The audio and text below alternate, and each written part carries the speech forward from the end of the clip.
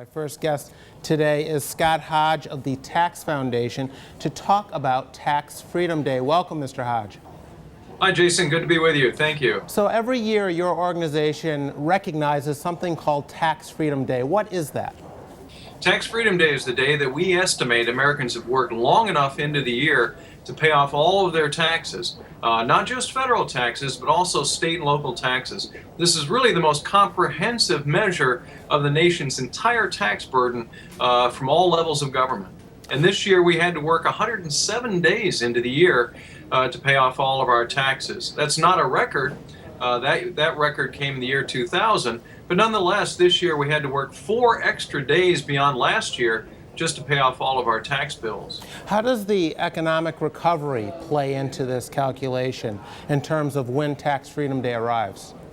Well, it certainly does, because as the economy grows, so do tax revenues. And we are seeing some signs that tax revenues are picking up, especially at the state and local level, some at the federal level. And of course, as that grows, and in some cases like this year, where tax revenues often will grow a little bit faster than incomes, we'll see Tax Freedom Day grow faster or further into the year than in previous years. Okay, now you break your calculations down by state. So which states have some of the higher tax burdens and which states have some of the lowest? Well, it's typically separated from the northeast to the west, and in this case, the state with the highest tax burden is Connecticut, and followed by our usual favorites in New Jersey and New York. And Tennessee has the lowest tax burden in the nation, followed by Alaska. And that's been the case really for many decades. Those 5 states tend to vie for different roles at both the high end and the low end. But it's been pretty consistent over the years. And I know you've been doing this for some time, several decades, I believe. Are there any trends here? Has tax day tend to come later and later, or sooner, or is it just a mix and match depending on the year? Well, it's really followed the business cycle, and really the high point of Tax Freedom Day, as I mentioned earlier, was the year 2000, when we had to work until May 1st to pay off all of our taxes. And of course, during the economic downturns, Tax Freedom Day shrinks back into the year. But one of the things I need to point out is that Tax Freedom Day only covers the cost of our tax bills. It doesn't include the full measure of the government, which is covered now by more and more government debt. And if we included the national debt in our tax measure day, we'd have to work an extra 27 days into the year to pay off the national, or the amount of debt that's being incurred to the full cost of government. We'd have to work really until May 14th, because after all, the government is borrowing 40 cents of every dollar that it spends. Okay.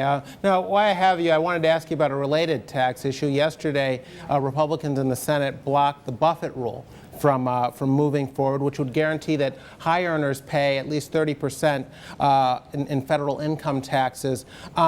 But Democrats vow to continue to try and get this passed, so we may not be done with this fight. My understanding, though, is that even if the Buffett Rule passes, it's not going to raise much in terms of revenue.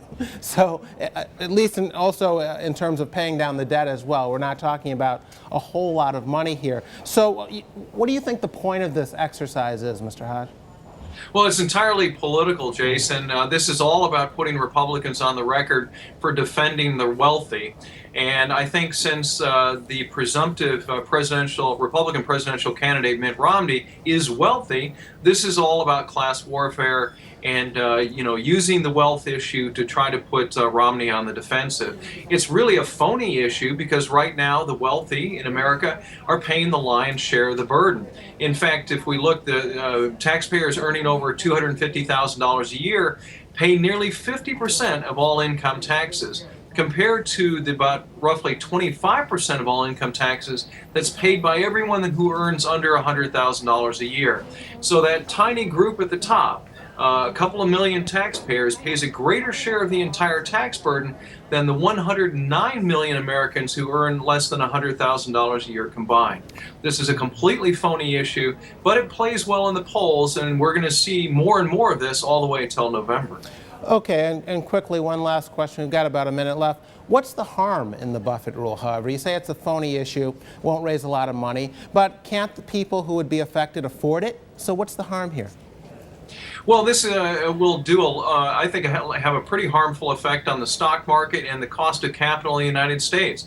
Already, the United States has the highest corporate income tax in the OECD, in the industrialized world, and we have the fourth highest overall dividend tax among industrialized countries. Increasing the top rate on dividends and capital gains will further put the United States out of step, according to our competitors. And a lot of the people who now invest in the United States will shift their investments overseas because the tax cost of doing business will be cheaper. So it will really make the United States less competitive globally, and I think cause a shifting of capital out of the United States to other markets.